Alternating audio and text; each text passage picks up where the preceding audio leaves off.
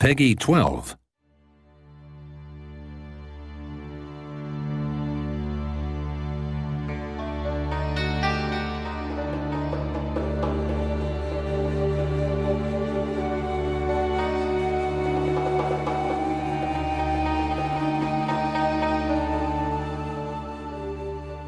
Hi, my name is Thomas Johansson and I'm the project lead for Europa Universalis 4.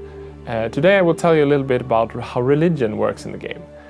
Religion has always been one of the main drivers of conflict and gameplay in all Europa Universalis games, and we have implemented lots of religions, everything from the various forms of Western Christianity such as Catholicism and Orthodoxy to pagan religions and Buddhists and Hindus, for example.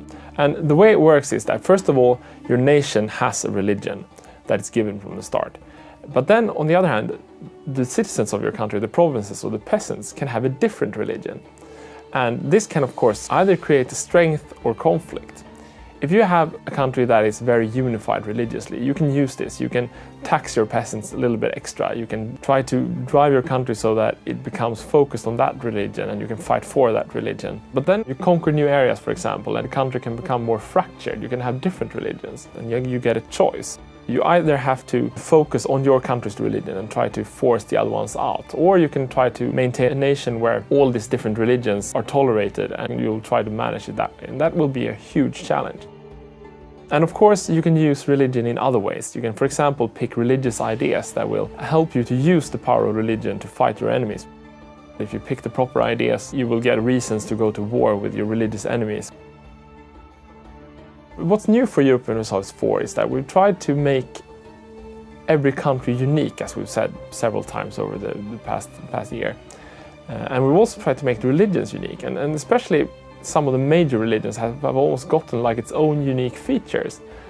If you take the Orthodox Church, for example, if you play in an Orthodox country, you have to contend with the power of the Patriarch. And the power of the Patriarch, it goes up and down depending a little bit on what's happening in your country and how you play.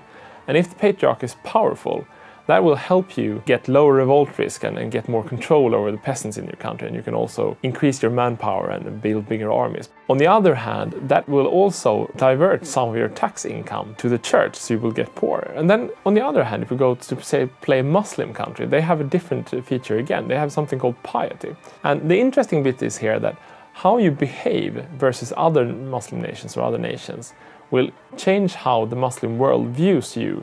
So if you go to war against the heathens, against Christians, for example, or the pagans, your piety will go up. And as your piety goes up, your armies will become more powerful, they become more fanatical, you can fight better, and you will get better missionaries, and so you can convert the heathens and these kind of things. But on the other hand, if your piety is low, your armies might not be as good. For example, when you can release yourself from the power of the priests, you will get cheaper technology costs, for example, a little bit more money. So it almost becomes like, are you a crusading state that goes against the heathen nations, or are you sort of like an internal state who wants to manage your kingdom just like any other kingdom? And then, of course, we have the Western Christians. And for me, the way the Western Christianity has kind of a unique mechanic that has always been one of the most interesting moments for me when I play various games of Europa Universalis in the old games as well. And that's what happened when the Reformation comes along. You have this kind of nice, stable country, everybody's Catholic, everybody's happy, you don't really have any problems. And then you get these kind of the events happen in your country as you play the game. For example, you can hear about preachers coming up and preaching that, you know, the power of the Pope is perhaps not the end of everything and the most important thing out there. And you have a choice, right? You can just throw in jail and everybody will be happy. Perhaps the peasants in the local province will be pissed off for a while and you have to fight them. But then, of course, you can let him go on because, I mean, you have your hands full. You don't want to kill any more peasants today. So you let him just talk. But as you do this, we have a new value called religious authority. And religious authority, it will sort of slightly increase over time. And that's a common value for all of Catholicism. And as this value goes over a certain level, you will get a more global event where this annoying priest called Martin Luther will appear somewhere in Germany and nail his theses to a church wall. And after that, everything changes. You will get Protestantism appearing in that province. And it will, at least for a few years, it will spread like a disease through Europe. You will get your nice Catholic country will no longer be Catholic. Half your peasants will be Protestants. And as this come up and you get religious wars and conflicts, you will make a choice as the player. You can either try to fight the tide, you can try to defend Catholicism and roll back the change, you can even be counter-reformed and really sharpen the edge of your Catholic religion.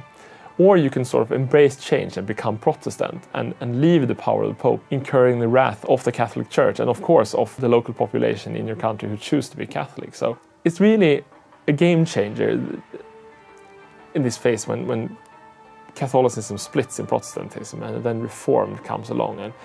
And I think that shows really how religion is a driver in the game of Europa Universalis, both for the Catholic countries but also for the rest of the world. And you really have to get a feel for how the religious wars and conflicts in the era came about.